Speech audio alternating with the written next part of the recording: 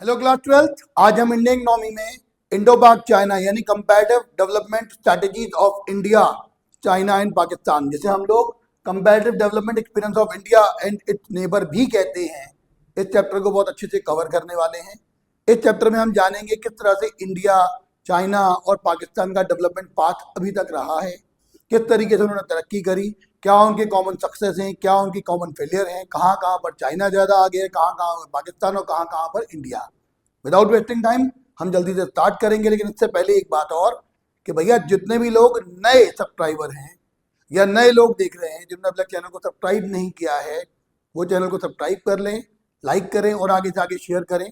आपके good comment, अच्छे comment हमारे लिए मोटिवेशन का काम करेंगे। चलिए अब जल्दी से स्टार्ट करते हैं और सीखते हैं चैप्टर को बहुत ही अच्छे तरीके से। इस चैप्टर में इस बात को ध्यान रखिएगा कि इंडिया, चाइना और पाकिस्तान तीनों ब्रिटेन की कॉलोनी थी और फिर 1947 में इंडिया आज़ाद हुआ, पाकिस्तान का जन्म हुआ, कह सकते हो आज़ाद हुआ, ठीक है। और चाइना जो था पीपल रिपब्लिक ऑफ चाइना यानी पीआरसी के तौर पर डेवलप हुआ। तो इसको हम लोग पूरी जो प्लान है, पूरा जो प्रोसेस है, उसको कुछ हेडिंग्स में पढ़ेंगे ताकि बहुत इजी तरीके से आपको एक्सप्लेन हो जाए चीज।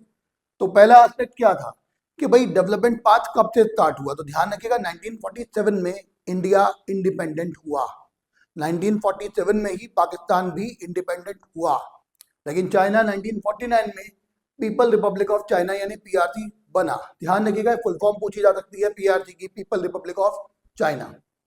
अब अपना जो डेवलपमेंट पाथ जो उन्होंने स्टार्ट किया उसका इनिशिएशन कहाँ से किया, जो डेवलपमेंट स्ट्रैटेजी जो रही उनकी शुरुआत कहाँ से रही, कैसे रही, तो ध्यान देखिएगा जब इंडिया आज़ाद हुआ तो इंडिया ने मिक्स्ड इकोनॉमी अपनाई, पाकिस्तान ने भी मिक्स्ड इकोनॉमी अपनाई।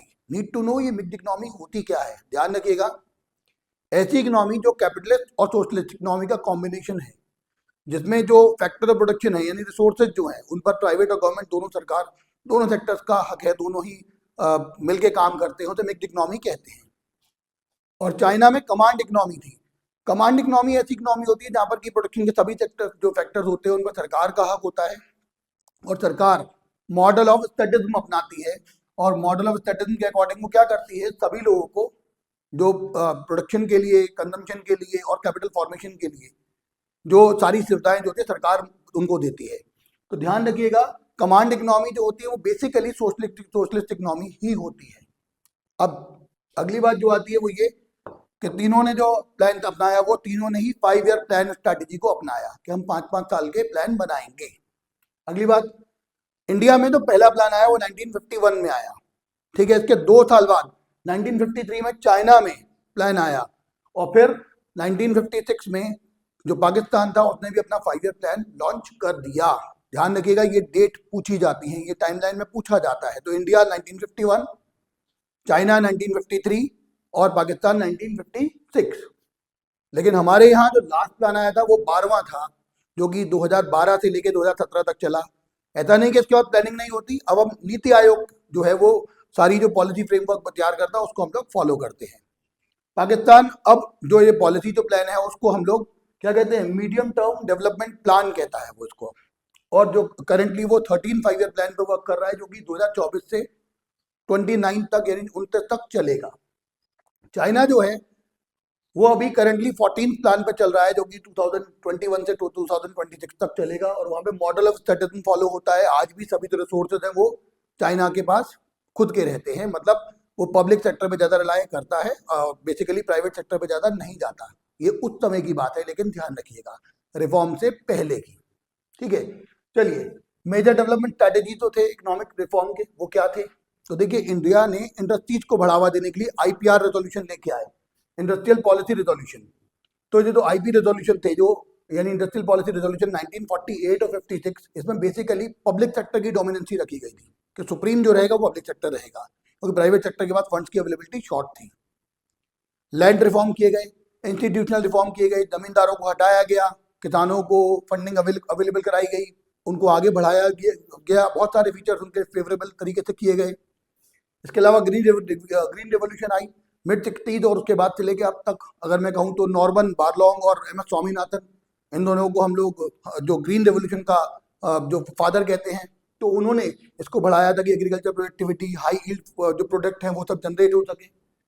और हमारे जो इंडिया में उस समय फॉरेन ट्रेड जो पॉलिसी थी वो इंपोर्ट सब्स्टिट्यूशन की थी, यानी इनवर्ड लुकिंग पॉलिसी थी। हम लोग ये देख रहे थे कि कौन सा सामान हम बाहर से मंगवाते हैं उसको अब इंडिया में खुद से प्रोड्यूस करें, ताकि हमें आगे जाके नुकसान ना उठाना पड़े, हमारी फॉरेन करेंसी पर ज्यादा आउटफ्लो ना हो, ट्रेन ना हो।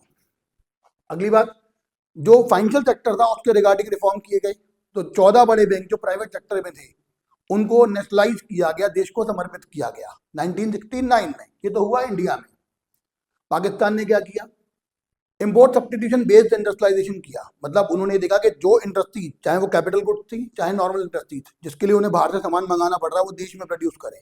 इनवर्ड लुकिंग पॉलिसी अपनाई उन्होंने भी।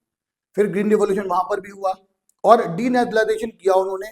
और क्या किया, प्राइवेट सेक्टर के लिए कुछ काम रिजर्व कर दिए। तो ये सबसे पहले उन्होंने ही किया 1970 और 80 में। चाइना, सबसे प्यारा काम उन्होंने ही किया। सबसे पहले क्या हुआ, उन्होंने GLF 1958 में ग्रेट लीप फॉरवर्ड कैंपेन चालू किया। इस जो कैंपेन का जो बेसिक टारगेट जो था वो मैसिव इंडस्ट्रियलाइजेशन था, कि भाई देखिए आप देश के चाहे वो कितने से बैकवर्ड एरिया हो, उस एरिया में भी जाइए और वहाँ पे लोगों को मोटिवेट कीजिए वो इंडस्ट्रीज खोलें। अब इंडस्ट्रीज खुलने से क्या होगा था, देखिए आपके घर में कोई पैसे से कोई बंदा कमा रहा है, अगर आप घर में छोटी मोटी स्मॉल स्केल इंडस्ट्री खोल लेंगे तो आपकी भी अर्निंग बढ़ेगी और टेक्निकली स्ट्रांग भी हो जाएंगे आप। तो अल्टीमेटली पैसा भी बढ़ेगा और टेक्निक भी आएगी, आप सेल्फ डिपेंडेंट बन जाएंगे। इस पॉइंट ऑफ व्यू से उन्होंने क्या किया, GLF को बहुत प्रमोट किया। और इसमें उनको चाइना को जो सबसे ज्यादा सपोर्ट जो मिला इंडस्ट्रीज के भी लिए, टेक्निकल सपोर्ट जो था वो रशिया से मिला था। और फिर उन्होंने क्या किया, setup of industries even in backward areas और रूरल एरियाज की जहां तक बात आई तो वहाँ कम्यून सिस्टम अपनाया गया था। कम्यून सिस्टम में क्या होता है, सारी सरकार की जमीन थी, जानो सारी जमीन जो थी वो कैसी थी, सरकार की, क्योंकि मॉडल ऑफ स्टैटिज्म था, ठीक है ना, कमांड इकोनॉमी थी। तो वहां पे सारी जमीन सरकार की थी। सरकार ने क्या किया, जमीन को ग्रुप ऑफ पीपल को दे दिया और ये कह दिया कि साहब देखिए ये जो जमीन है इस पर आप खेती कीजिए, हमें टैक्स दे दीजिए, बाकी पैसा आपका, लेकिन आप अपने कलेक्टिवली खेती करेंगे, सभी अपने अपने रिसोर्सेज लगाएंगे। कलेक्टिव फार्मिंग को उन्होंने बढ़ावा दिया था, बेसिक बात। फिर लेकिन क्या हुआ, GLF कैंपेन फेल हो गया। रीजन, पहली बात तो चाइना में ड्रॉट पड़ा, सूखा पड़ा, जिसकी वजह से बहुत सारे किसान मर गए, बहुत सारे लोग मर गए, दिक्कत हुई। और दूसरी बात, चाइना और रशिया का कॉन्फ्लिक्ट हो गया, कंट्रोवर्सी बढ़ गई उनके बीच।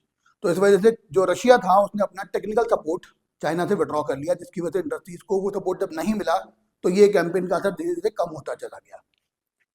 फिर 1966 और 76 में उन्होंने स्टार्ट किया ग्रेट प्रोलेटेरियन कल्चरल रेवोल्यूशन को, और ये माओ जेडोंग ने चालू किया था। इसमें उन्होंने क्या किया था कि वो लोग जो टेक्निकली बहुत स्ट्रांग हैं उन लोगों को पूरे देश में कंट्री साइड में भेजा गया था कि जाइए, स्टूडेंट को, प्रोफेशनल्स को भेजा गया था कि जाइए आप वहाँ के दूर दराज के जो लोग हैं उनको टेक्निक सिखा के आइए, प्लस उनसे सीख के भी आइए, ताकि पूरा देश टेक्निकली स्किल्ड हो जाए और सब लोग एक साथ आगे बढ़ सके।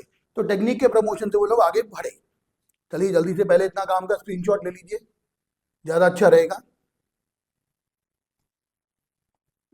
चलिए अब अगली बात, ध्यान रखिएगा 1980 तक इंडिया हो चाहे चाइना हो चाहे पाकिस्तान हो, तब की जो ग्रोथ रेट थी और पर कैपिटल इनकम लगभग बराबर ही थी, कोई ज्यादा खास अंतर नहीं था।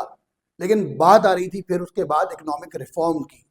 रिफॉर्म जब हुए तो उसके बाद अंतर क्रिएट हो गया तीनों में। किस तरह से चाइना बहुत आगे निकल गया, इंडिया थोड़ा पीछे रह गया, लेकिन पाकिस्तान सबसे पीछे रह गया। तो क्या हुआ उसकी वजह, देखते हैं जरा। पहली बात, इकोनॉमिक रिफॉर्म में जो स्ट्रक्चरल इकोनॉमिक रिफॉर्म थी उसमें इंडिया ने जो किया वो काम क्या किया, LPG, लिबरलाइजेशन, प्राइवेटाइजेशन और ग्लोबलाइजेशन को बढ़ावा दिया। लिबरलाइजेशन में उन्होंने क्या किया, फाइनेंशियल सेक्टर रिफॉर्म किए। फाइनेंशियल सेक्टर रिफॉर्म में क्या किया था, आपको ध्यान होकर कहा गया था कि जो बैंक होंगे वो अपनी बहुत सारी ब्रांचेस बाहर खोलेंगे, रूरल एरियाज में भी खोलेंगे, डेवलप करेंगे। जो RBI होगा वो उनका कंट्रोलर नहीं होगा, फैसिलिटेटर होगा।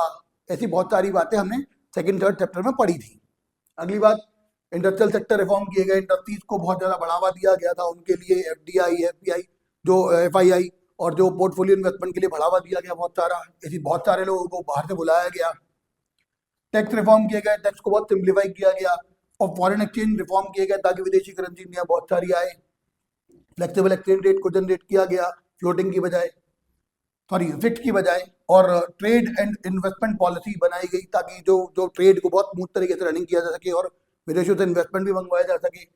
और भी बाकी बहुत सारे रिफॉर्म किए गए। प्राइवेटाइजेशन में जो था, गवर्नमेंट सेक्टर की बजाय प्राइवेट सेक्टर को भी प्रायोरिटी मिलेगी, वो लोग भी आगे बढ़ेंगे। रिजर्वेशन किया गया उनको प्राइवेट सेक्टर को आगे बढ़ाया गया। ग्लोबलाइजेशन में लोकल प्रोडक्ट को इंटरनेशनल मार्केट में भेजने का पूरा प्रोसेस किया गया और इंटीग्रेट किया गया पूरी वर्ल्ड इकोनॉमी को। लेकिन पाकिस्तान की बात करें तो उन्होंने क्या किया, ट्रेड लिबरलाइजेशन किया, फाइनेंशियल सेक्टर रिफॉर्म उन्होंने भी किया अपने यहाँ, डीरेगुलेशन किए बहुत सारे प्राइवेट सेक्टर को आगे बढ़ाने के लिए, और प्राइवेटाइजेशन तो किया ही था। चाइना ने क्या किया कि अपना जो कम्युन सिस्टम था उसमें चेंज किया। उन्होंने कहा कि हम आपको सबको एक लैंड दे दे, कलेक्टिव फार्मिंग की बजाय इंडिविजुअल फार्मिंग करवाएंगे। हम आपको लैंड देते रहे सभी लोगों को, आप लैंड पे खेती कीजिए। अब जब खेती करेंगे आप तो उसमें से एक पर्टिकुलर अमाउंट सरकार को टैक्स दीजिए, बाकी पैसा आपका। ठीक है। अब यहाँ पर उसने प्राइवेट सेक्टर को, इंडस्ट्रीज में प्राइवेट सेक्टर को बढ़ावा दिया। प्राइवेट सेक्टर को बढ़ावा दिया तो क्या हुआ, गवर्नमेंट सेक्टर एग्जिस्ट करता था, प्राइवेट सेक्टर भी आ गया तो बहुत ज्यादा कम्पिटिटिवनेस बढ़ी। अब कम्पिटिटिवनेस बढ़ने से उनकी एफिशिएंसी भी बढ़ी, इफेक्टिवनेस भी बढ़ी। लेकिन मार्केट में एक बात आ गई कि मार्केट में डुअल प्राइसिंग चालू हो गई, मतलब एक ही चीज के दो दाम, गवर्नमेंट सेक्टर का अलग, प्राइवेट सेक्टर का अलग। तो सरकार ने फिर उसको रिस्ट्रिक्ट करने के लिए क्या किया, कह दिया कि पर्टिकुलर पोर्शन, चाहे वो रॉ मटेरियल का हो चाहे वो फिनिश गुड का हो, रॉ मटेरियल आप पर्टिकुलर अमाउंट पर हमसे कुछ सामान खरीदेंगे, बाकी मार्केट प्राइस से लेंगे। ऐसे ही जो माल आप बनाएंगे, जो आउटपुट जनरेट करेंगे, उसका पर्टिकुलर प्रोडक्ट आप हमको पर्टिकुलर सरकारी रेट पर ही देंगे, और बाकी जो है वो अपने मार्केट प्राइस के अकॉर्डिंग बेच सकते हैं आप। तो यहाँ पर बेसिकली बात क्या थी कि सरकार ने अपने कंट्रोल में प्राइवेट सेक्टर को आगे बढ़ावा दिया। फिर एक और बात, सरकार ने स्पेशल इकोनॉमिक जोन बनाई। स्पेशल इकोनॉमिक जोन बनाने का बेसिक रीजन क्या था भाई, कि विदेशी लोग ज़्यादा से ज़्यादा लोग आए, FDI आए, फॉरेन इंस्टीट्यूशनल इन्वेस्टमेंट आए, पोर्टफोलियो इन्वेस्टमेंट आए, कैसे भी देश में पैसा आए तो उनको टैक्स बेनिफिट दिए जाएंगे, उनको ड्यूटी ड्रॉबैक्स दिए जाएंगे, उनको और बेनिफिट भी दिए जाएंगे, ताकि वो विदेशी जो लोग हैं वो जब चाइना में आएंगे तो लोगों को रोजगार मिलेगा, प्लस टेक्निक का इन्फ्लो होगा वो अलग। तो इस तरह से चाइना ने बहुत अच्छे तरीके से अपने रिफॉर्म को एग्जीक्यूट किया था, और सबसे पहले किया था रिफॉर्म, सबसे पहले चाइना में हुआ था 1978 में, फिर पाकिस्तान में हुआ था 1988 में, और उसके बाद इंडिया में हुआ था 1991 में, वो भी सबसे लास्ट में। ठीक है, स्क्रीनशॉट ले लीजिए इसका। अगली बात, डेमोग्राफिक इंडिकेटर। भाई सीधी सीधी बात है, देखिए पॉपुलेशन बढ़ेगी तो नेशनल इनकम का बढ़ना भी बेकार हो जाएगा। अगर नेशनल इनकम बढ़ती है और पॉपुलेशन भी बढ़ जाती है तो पर कैपिटा इनकम तो बढ़ेगी नहीं। तो यहाँ पर डेमोग्राफिक कंडीशन, जो पॉपुलेशन की कंडीशन थी, उसको गौर करना बहुत जरूरी है। और ध्यान रखिएगा जो जो सारा डेटा है ये 17-18 के बेसिस पर रखा गया है, जो रिसेंट डेटा माना जा रहा है। तो यहाँ पर तीनों को कंपैरेटिव स्टडी करते हैं, इंडिया की,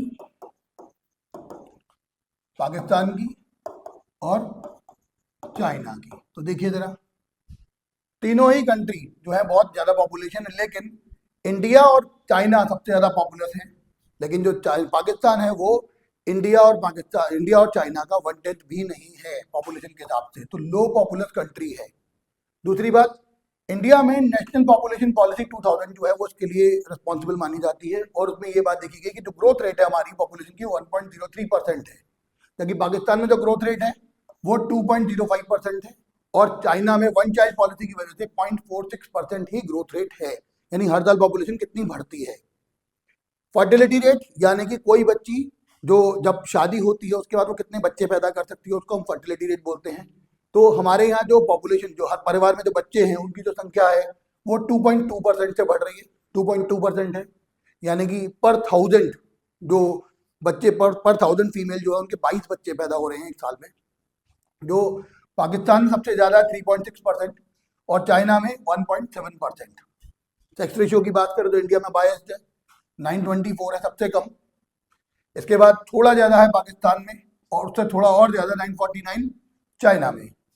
फिर हाई पॉपुलेशन डेंसिटी की बात करें तो इंडिया सबसे ज्यादा हाईली डेंस है, यहाँ पर स्क्वायर किलोमीटर 455 लोग रहते हैं, जबकि पाकिस्तान में पर स्क्वायर किलोमीटर में 275 लोग रहते हैं, और चाइना में क्योंकि एरिया बहुत ज्यादा है और पॉपुलेशन ज्यादा होने का उस पर ज्यादा फर्क नहीं पड़ रहा, तो वहां पर 148 पर स्क्वायर किलोमीटर तब भी डेंसिटी है। अब ध्यान रखिएगा, अर्बनाइजेशन की बात करें तो सबसे लेस अर्बनाइज जो है वो इंडिया है 34%, पाकिस्तान थोड़ा सा ज्यादा है लेकिन फिर भी कम है 37%। ठीक है ना, वैसे तो कम ही है लेकिन फिर भी इंडिया के मुकाबले पाकिस्तान ज्यादा अर्बनाइज्ड है, वहां के लोग ज्यादा शहर में रहते हैं। चाइना में ये जो अर्बनाइजेशन का जो लेवल है 59% पर है। ठीक है, स्क्रीनशॉट ले लीजिए इसका भी। अब अगली बात, जो अगर हम जीडीपी के बेस पर बात करें तो जीडीपी के इंडिकेटर के तौर पर बात करें तो चाइना, इंडिया, पाकिस्तान तीनों के हम लोग बात करते हैं कैसे ये तीनों के तीनों राइज इन जीडीपी ग्रोथ हुई, कैसे स्लो डाउन आया, वो सब बात करेंगे। देखिए चाइना जो है उसने अपने आप को जिस तरह से डेवलप किया तो वर्ल्ड की सेकंड लार्जेस्ट इकोनॉमी बन के उभरा है चाइना, और फिलहाल जो उसकी ग्रोथ रेट है वो 6 to 7% पर एनम है। इंडिया के रिगार्डिंग बात करें तो ये रेट 4.14% है, और पाकिस्तान में भी ये लगभग सेम ही रेट चल रही है। ठीक है, अब देखिए राइज इन जीडीपी चाइना में कैसे हुई, इंडिया में कैसे हुई, पाकिस्तान में कैसे हुई। पहले हम बात करते हैं किसकी, चाइना की। चाइना ने क्या किया था, सेंट्री प्लान से मार्केट इकोनॉमी की तरफ बढ़ावा दिया था। मतलब पहले क्या था, तटिज्म, सब चीजें सरकार के पास, फिर प्राइवेट सेक्टर को बढ़ावा दिया। आज की डेट में वहां पे मार्केट इकोनॉमी चल रही है, मतलब मार्केट में फ्री फोर्स और डिमांड और फ्री फोर्स और सप्लाई से रेट तय हो रहा है, तो मार्केट का रेट चल रहा है। दूसरी बात, एक्सपोर्ट रिलेटेड डोमेस्टिक प्रोडक्शन, जो प्रोडक्शन वो लोग कर रहे हैं वो इस क्वालिटी का बना चुके हैं, टेक्निकली वो इतना स्ट्रांग हो चुके हैं कि सस्ती लेबर है वहां पर और कॉस्ट कम आ रही है। और export related basically export quality माल वो लोग बना रहे हैं। अब ऑब्वियस बात है, उनकी स्पेशल इकोनॉमिक जोन बहुत अच्छे तरीके से डेवलप की गई, उन्होंने बहुत अच्छे से प्रपोजल दिए विदेशी लोगों को, तो एफडीआई और एफआईआई वहाँ पे बहुत आया है, डोमेस्टिक इन्वेस्टमेंट भी बहुत बड़ा है, वहाँ पे लेबर बहुत सस्ती है। वहाँ पे जीएलएफ कैंपेन के थ्रू घर घर इंडस्ट्री पहुंचा दी गई थी, टेक्निकल सपोर्ट पहुंचा दिया गया था। वहाँ स्पेशल इकोनॉमिक जोन तो है ही है। इसके अलावा उन्होंने इंडस्ट्रीज को बैकवर्ड एरियाज में बनाया, पॉलिटिकल स्टेबिलिटी हो कि वहाँ वन पार्टी रूल है, तो वहाँ पर पॉलिटिकल स्टेबिलिटी रही। ये सब चीज़ों की वजह से चाइना में rise in GDP growth rate हुआ।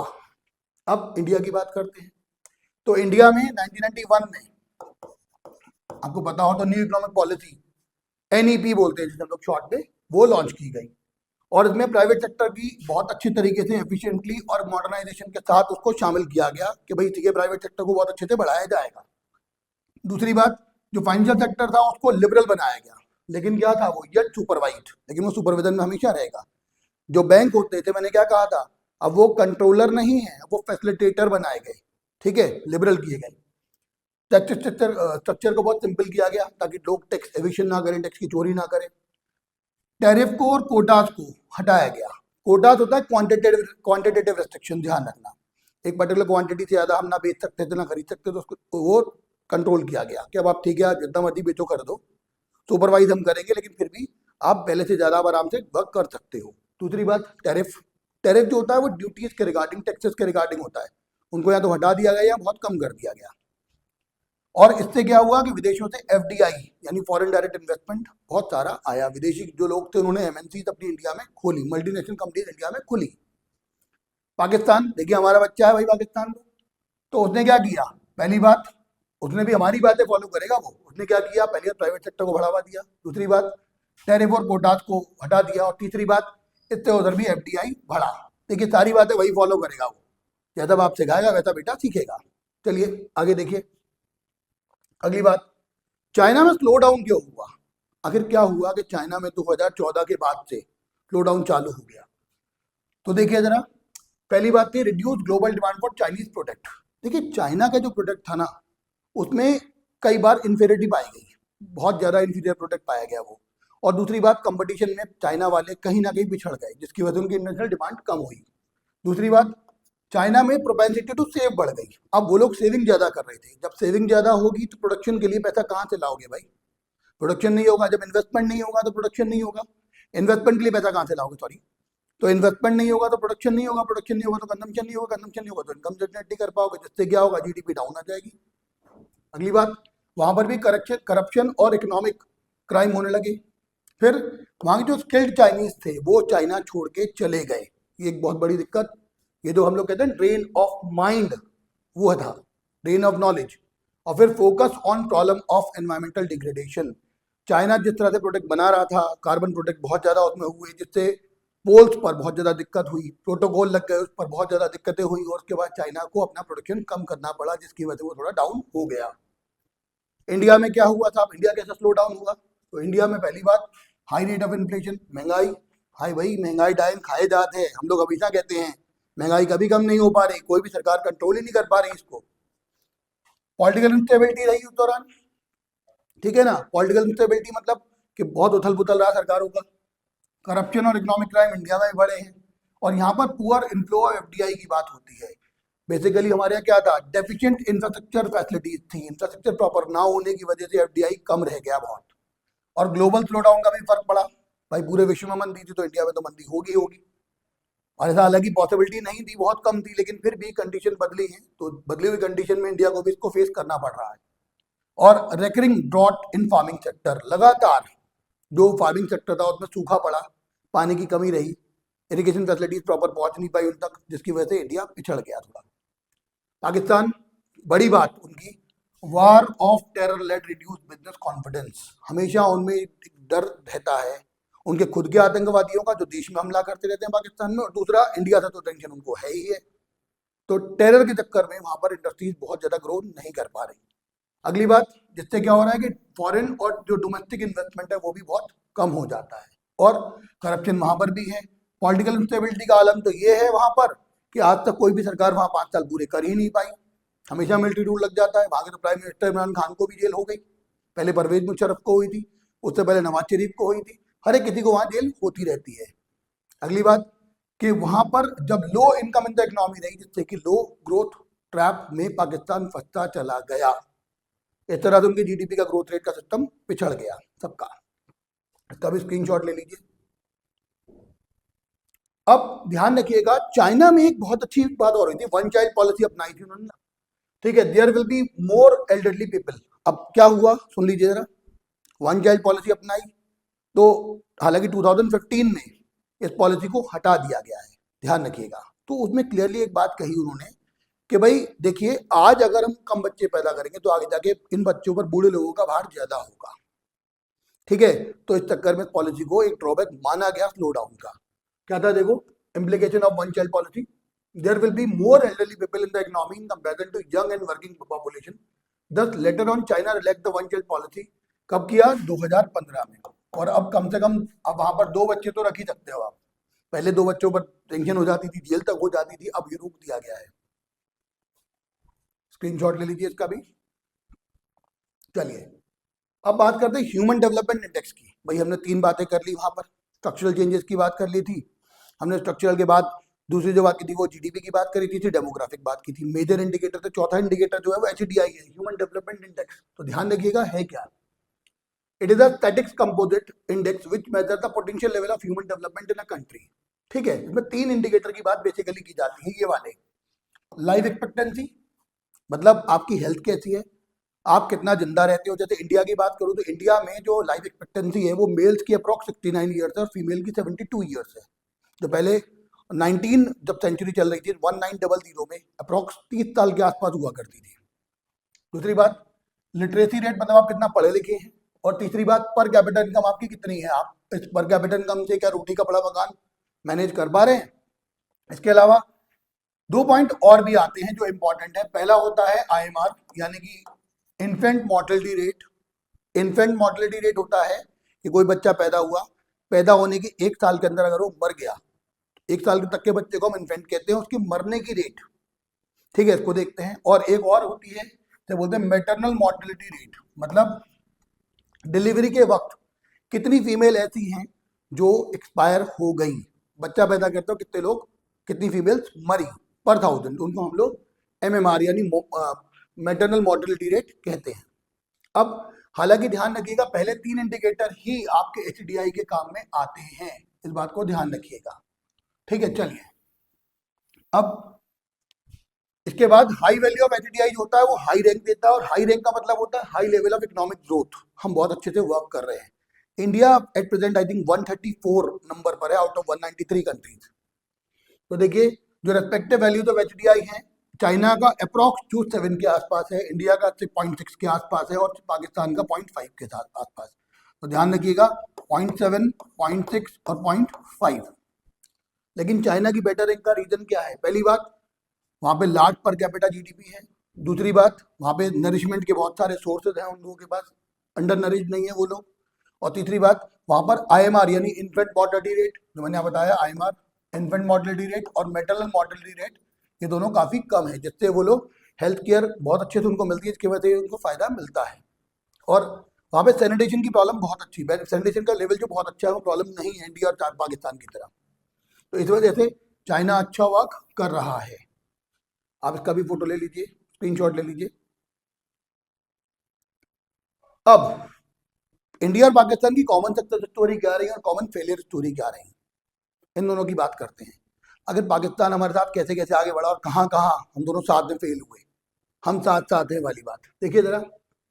पहली बात ध्यान रखिएगा, सक्सेस ये है कि दोनों ही जो ग्रोथ रेट पर कैपिटल इनकम की डबल डिजिट में आ चुके हैं, ठीक है। दूसरी बात, जो एब्सोल्यूट पॉवर्टी है दोनों में ही यहाँ पे जो कम हुई है, गरीबी कम हुई है, लेकिन ध्यान रखिए नंबर ऑफ पीपल जो बिलो पॉवर्टी लाइन थे वो बड़े हैं इंडिया में, ठीक है। और जो सेल्फ सफिशिएंटी फूड ग्रेन में बहुत ज़्यादा अटेन की है हम लोगों ने, और हमारे पास तो इतना फूड रिजर्व है, बफर स्टॉक है कि हम 6 महीने तक पूरे वर्ल्ड को खाना खिला सकते हैं, ऐसा अखबारों में निकला था।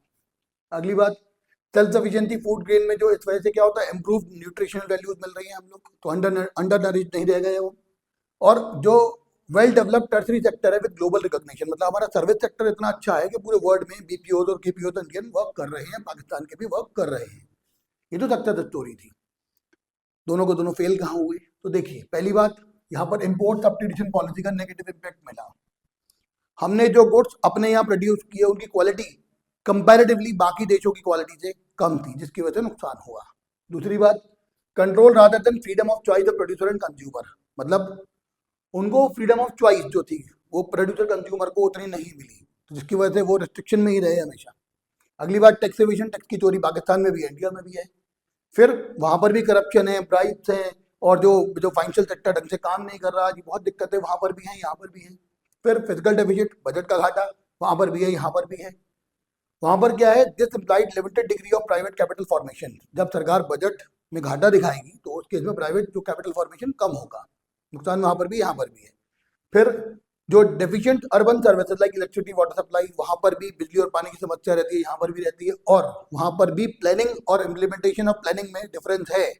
आप प्लानिंग क्या कर रहे हैं और उसको इम्प्लीमेंट कैसे कर रहे हैं, वहाँ पर भी फर्क है और यहाँ पर भी फर्क है, जिसकी वजह से इंडिया पाकिस्तान दोनों का कॉमन फेलियर स्टोरी भी साथ साथ ही चल रहा है। भाई बाप बेटे का रिश्ता है, मान लीजिए। अगली बात, India edge over Pakistan, India कहाँ कहाँ पाकिस्तान से अच्छा है, हमारी बात, अच्छी बात। देखिए रिसर्च एंड डेवलपमेंट, भाई एक बात समझ लीजिए, सबसे बड़ी बात, हमारा झंडा चांद पर है और पाकिस्तान के झंडे पर चांद है, इससे ज्यादा रिसर्च के बारे में और कुछ नहीं कहा जा सकता। हमारा इसरो इतना अच्छा वर्क कर रहा है रिसर्च एंड डेवलपमेंट में कि हम मिशन चंद्रयान भी कर रहे हैं, हम मिशन मंगल भी कर चुके हैं, सब चीजें सक्सेसफुली कर चुके हैं, आगे बढ़ चुके हैं, और पाकिस्तान अभी तक पिछड़ा हुआ है, हम बहुत आगे उनसे। दूसरी बात, reserve of skilled man power, हमारे यहाँ इतने सारे लेबर स्किल्ड हैं, वो उनके पास इतना स्टॉक नहीं है, मतलब एजुकेशन का लेवल, टेक्निकल नॉलेज का लेवल हमारे इंडिया में ज़्यादा है। अगली बात, एक्सपोर्ट ऑफ सॉफ्टवेयर सर्विसेज, हम लोग हैदराबाद यानी साइबराबाद, हैदराबाद यानी बेंगलोर यानी साइबर सिटी, ऐसी सिटीज जनरेट कर चुके हैं, बना चुके हैं, डेवलप कर चुके हैं, जिसकी वजह से हमारा जो सॉफ्टवेयर प्रोग्रामिंग है बहुत ज़्यादा वर्ल्ड फेम हो चुका है। ह्यूमन कैपिटल फॉर्मेशन में हम पाकिस्तान से अच्छे हैं, पाकिस्तान की रैंक अप्रॉक्स 164 के आसपास है। एरिया तो डिफेंस की बात करें, टेक्नोलॉजी की बात करें, स्पेस रिसर्च की बात करें, इलेक्ट्रॉनिक्स की बात करें, टेलीकम्युनिकेशन की बात करें, हम चाइना से फार बेटर हैं। आगे साइंस इंजीनियरिंग में हम लोग बहुत आगे हैं, हेल्थ सर्विसेज में हम बहुत अच्छे हैं, उनसे आगे हैं। पाकिस्तान बहुत से लोग ऐसे हैं जो इलाज कराने के लिए सरकार की परमिशन से इंडिया में आ सकते हैं, पहले आते भी थे, अभी का थोड़ा सा लगता है कि शायद बंद हो गया हो, लेकिन पहले आते थे। और इन्वेस्टमेंट इन एजुकेशन, हमारे इंडिया में जो एजुकेशन में इन्वेस्टमेंट है पाकिस्तान के मुकाबले ज़्यादा होता है, यहाँ के लोग ज़्यादा अच्छे पढ़े लिखे हैं, लेकिन कुछ एरिया ऐसे भी हैं जहाँ पे कि पाकिस्तान हमसे आगे है। पहली बात, migration of work from primary to secondary sector, from rural to urban, मतलब तीसरी बात, पाकिस्तान में लोग ज़्यादा जाते हैं अर्बनाइजेशन की तरफ, हमारे यहाँ अर्बनाइजेशन 34% है, उनके यहाँ 37% है। फिर दूसरी बात, reduction in BPL population, population कम है वहाँ पर, तो इस वजह से वहाँ पर बिलो पॉवर्टी लाइन के लोग कम हैं इंडिया के मुकाबले। एक्सपेंशन ऑफ एक्सटर्नल ट्रेड, वहाँ पर एक्सटर्नल ट्रेड उनका भार बढ़ा है क्योंकि डोमेस्टिक में इतना फायदा है नहीं उनको। Efficiency in utilisation of investment, वो इन्वेस्टमेंट को प्रॉपर्ली यूटिलाइज कर पा रहे हैं, बहुत थोड़ा सा पैसा उसी को यूटिलाइज करके आगे बढ़ पाएंगे, बच पाएंगे, नहीं एग्जिस्टिंग कर पाएंगे, मर जाएंगे, खत्म हो जाएंगे। Improved access of water resources, उनका जो वाटर रिसोर्सेज है भाई, ऑब्वियस बात है, उनको लिमिटेड पानी की सप्लाई है जो पंजाब के थ्रू, जम्मू कश्मीर के थ्रू उनको मिलता है, तो वो उसका बहुत अच्छे से यूटिलाइजेशन करते हैं ताकि पाकिस्तान में सूखा ना पड़े और हर जगह प्रॉपर इरिगेशन फैसिलिटीज मिल सके, प्रॉपर तरीके से पानी मिल सके, और ये प्रोसेस जो है उनका इंडिया से बेटर माना जाता है। तो ठीक है, चलिए स्क्रीनशॉट ले लीजिए इसका भी। अब अगली बात, चाइना से ओवर इंडिया, चाइना इंडिया से कहाँ कहाँ आगे है, देखिए बहुत इंपॉर्टेंट है ये। पहली बात, India focus has always been on increasing the GDP growth rate, जबकि चाइना का क्या था, इंडिया हमेशा जीडीपी के पीछे भागा है, चाइना ने गरीबी दूर करो इस पर प्रमोशन किया। इसलिए जीएलएफ कैंपेन में उन्होंने क्या किया, कम्युन सिस्टम में उन्होंने गांव को देखा, जीएलएफ कैंपेन में उन्होंने इंडस्ट्रीज को देखा। फिर जो बात आई जब ग्रो प्रोलेटेरियन की, तो वहां पर भी उन्होंने टेक्निकली बात करी, रिफॉर्म भी उनके टेक्निकली रहे सब कुछ, तो वो लोग हमसे कंपेटिवली बेटर चले गए। अगली बात, रीस्ट्रक्चरिंग ऑफ एग्रीकल्चर सेक्टर, उन्होंने एग्रीकल्चर सेक्टर को बहुत अच्छे से स्ट्रक्चर किया था, एडजस्ट किया था। पहली बात देखो, China abolish the commune system of farming, जो कलेक्टिव फार्मिंग थी उसको हटाकर उन्होंने क्या किया, हाउस होल्ड को लैंड दे दिए कि ठीक है साहब, अब आप क्या करो कि कल्टीवेशन को और अच्छी तरीके से अपने पर्सनल इंटरेस्ट के साथ करिए, आप खेती करिए, जो भी टैक्स कमाएंगे, जो भी कमाएंगे उसमें इतना पर्टिकुलर अमाउंट टैक्स दीजिए, बाकी पैसा आपका। दूसरी बात, India adopted the green revolution, और एक ग्रीन रिवोल्यूशन का बेनिफिट कुछ ही फसलों पर और कुछ ही स्टेट्स में मिला था, इसकी वजह से क्या हुआ, डिस्पैरिटी हो गई। Global exposure of China was more than global exposure of India, ये बात सबको पता है। चाइना जो है वर्ल्ड की सेकंड लार्जेस्ट इकोनॉमी बन गया, इंडिया बहुत पिछड़ गया। This is because of the following reason. पहली बात, चाइना ने शुरुआत में ही 100% एफडीआई अलाउड की थी, जबकि इंडिया धीरे धीरे अब जाके इस बात पे पहुंच पाया है। It adopted the policy of freedom of hire and fire to MNCs, सीधी बात, उसने एमएनसीज की जो पॉलिसी थी ना, हायर एंड फायर, उसको फॉलो किया था। अगली बात, China offered lucrative infrastructure facilities, मतलब स्पेशल इकोनॉमिक जोन बनाई, बहुत सारे बेनिफिट दिए गए उनको स्पेशल इकोनॉमिक जोन में, उनको टैक्स बेनिफिट दिए गए, टैक्स हॉलीडेज दिए गए, टैक्स प्लानिंग दी गई, सब कुछ बहुत अच्छे तरीके से, उनको ड्यूटीज ड्रॉबैक किए गए, बहुत फायदा दिया गया, तो वहां पे बहुत एफडीआई आया। लिबरल पॉलिसी जो एफडीआई की थी को चाइना ने अपनाया, जिसकी वजह से क्या हुआ, रिटेल सेक्टर आगे बढ़ा। अगली बात, जो चाइना ने लेबर इंटेंसिव की जगह कैपिटल इंटेंसिव टेक्निक अपनाई, हर काम मशीनों से किया, तो उनकी चीप लेबर पड़ी, उसका फायदा उनको मिला। और China is way ahead than India in terms of HDI, और चाइना की रैंक अप्रॉक्स 75 के आसपास है, तो जी इंडिया 134 है और चाइना जो है 75 के आसपास है, तो उसकी एचडीआई इंडेक्स इंडिया से काफी अच्छी है। इसका भी स्क्रीनशॉट ले लीजिए। अब अगली बात, अगर हम ओवरऑल परफॉर्मेंस की बात करें तो क्या है, बस 2 ही पेज बचे हैं, ये और टाइमलाइन। देखिए टाइमलाइन और है, इसके बाद बस खत्म। तो जो ओवरऑल परफॉर्मेंस रही वो क्या रही इंडिया की, इंडिया परफॉर्म मॉडरेटली, इंडिया की जो परफॉर्मेंस है वो मॉडरेट है, ना बहुत अच्छी ना बहुत बुरी। अच्छा, और आज भी हमारे बहुत सारे लोग एग्रीकल्चर पर डिपेंडेंट रहते हैं, और बहुत सारी जगह पर अभी भी इंफ्रास्ट्रक्चर हर जगह नहीं पहुंच पाया है, लेकिन कर रहा है, बहुत ज्यादा लैग कर रहा है। और हमारे ध्यान रखिएगा कि हमारे यहाँ आज भी जो पॉपुलेशन का 22% से ज्यादा लोग ऐसे हैं जो कि बिलो पॉवर्टी लाइन रह रहे हैं। पाकिस्तान की बात करें तो पाकिस्तान हैज परफॉर्म पुअरली, बहुत ज्यादा बुरा किया है पाकिस्तान ने। पॉलिटिकल इंस्टेबिलिटी रही है वहां पर, मैंने आपको पहले ही कहा, कोई भी सरकार 5 साल पूरे नहीं कर पा रही है। Volatile performance of agriculture sector, volatile का मतलब होता है वेरिएबल, वेरिएबल परफॉर्मेंस है, बार बार चेंज हो जाती है एग्रीकल्चर सेक्टर की परफॉर्मेंस, कभी तो एग्रीकल्चर सेक्टर बहुत अच्छा करता है, कभी एग्रीकल्चर सेक्टर बहुत बुरा करता है। तो ऐसे केस में एग्रीकल्चर पर डिपेंडेंस से पाकिस्तान को पिछड़ गया है पाकिस्तान उससे। फिर दूसरी बात, जो पाकिस्तान है वो डिपेंडेंस करता है रेमिटेंसेस पर, चाहे वो यूरोपियन कंट्रीज हो चाहे पाकिस्तानी लोग हो, जो पैसा पाकिस्तान को भेजते हैं उससे पाकिस्तान की इकोनॉमी चलती है। और अगर वो कम हो जाए या कोई रेस्ट्रिक्शन लग जाए कुछ वर्ड की बाकी एसोसिएशन की वजह से या बाकी कंट्रीज की वजह से, तो वहाँ पाकिस्तान में फाइनेंशियल क्राइसिस हो जाते हैं, जैसे फिलहाल चल रहे हैं।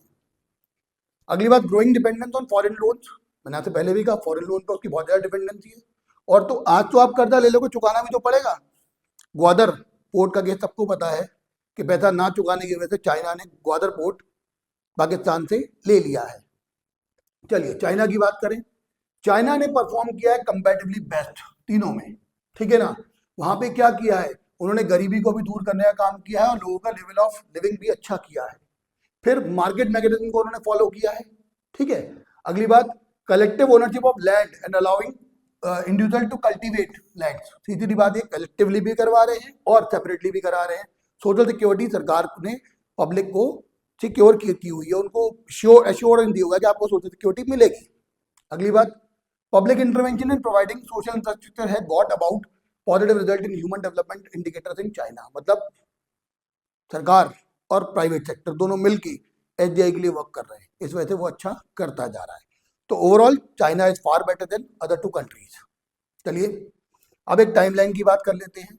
तो देखिए, इंडिया और पाकिस्तान कब आजाद हुए, 1947 में। 49 में पीपल रिपब्लिक ऑफ चाइना बना। इंडिया में पहला प्लान कब बना, 1951 में। 53 में चाइना में बना, 1956 में पाकिस्तान में बना। ग्रेट लीप फॉरवर्ड कैंपेन कब आया था? 1958 में। और ग्रेट फ्लोटेरियन जो था वो कब आया? 1965-66 में। 1970 में क्या हुआ था? Nationalisation of capital good industry in Pakistan. और ध्यान रखिएगा 1969 में इंडिया में नेशनलाइजेशन ऑफ बैंक हुआ था। ठीक है, इसके बाद 1978 में चाइना में रिफॉर्म हुए। 1979 में one child norms in China लगा, जिसे 2015 में रिमूव कर दिया गया। फिर special economic zone setup in China, तो 1979 में हुआ। 1988 में पाकिस्तान में रिफॉर्म हुए। 1991 में चाइना में इंडिया में रिफॉर्म हुए। एनईपी, जहां न्यू इकोनॉमिक पॉलिसी आई थी। 2012 से 17 हमारे इंडिया में 12th 5 ईयर प्लान में था, लास्ट 5 ईयर प्लान था। इसके बाद अब नीति आयोग प्लानिंग करता है सारी। 2018 से 23 के लिए 5 ईयर प्लान बना था, किसमें? 12th 5 ईयर प्लान था पाकिस्तान में, जो अब बढ़ के 13वें प्लान की तरफ बढ़ गया है। और 21 से 25 के लिए 14 5 ईयर प्लान चाइना में रहा। एक बात मैं और कहूंगा, शायद ऐसा हुआ है कि मैंने वर्ल्ड चाइल्ड पॉलिसी का जो ईयर है वो 1975 बोल दिया है पिछली क्लास में, पिछले बातों में। लेकिन बात को ध्यान के, वो जो वन चाइल्ड पॉलिसी थी वो 1979 में, कई बुक में 1978 लिखा है, लेकिन 1979 में जो एनसीईआरटी में लिखा वो 1979 ही है। वर्ल्ड चाइल्ड नॉर्म्स लागू किया गया था, 2015 में हटा दिया गया है। तो इस तरह से हमारे चैप्टर बहुत अच्छी तरीके से हम लोगों ने कवर कर लिया है। आप इस चैप्टर को बहुत अच्छी तरीके से देखिएगा, इसका स्क्रीनशॉट भी ले लीजिए संख्या संग, पहले इसका लीजिए फिर ये भी लीजिए। इस चैप्टर को बहुत अच्छी तरीके से कवर कीजिएगा, और ये बहुत इंपॉर्टेंट चैप्टर है। अच्छे तरीके से इसके सवाल पूछे जाते हैं। बहुत सारी चीज़ों के बारे में हमें जानना था, हम लोगों ने यहाँ जाना है। इस उम्मीद के साथ कि आप लोग चैनल को बहुत अपना प्यार देते रहेंगे, मैक्सिमम शेयर करेंगे, लाइक करेंगे, अच्छे कमेंट करेंगे, सब्सक्राइब करेंगे। इस क्लास को मैं यहीं ख़त्म कर रहा हूँ। तब तक आप अपना ख्याल रखिएगा, खुश रहिएगा।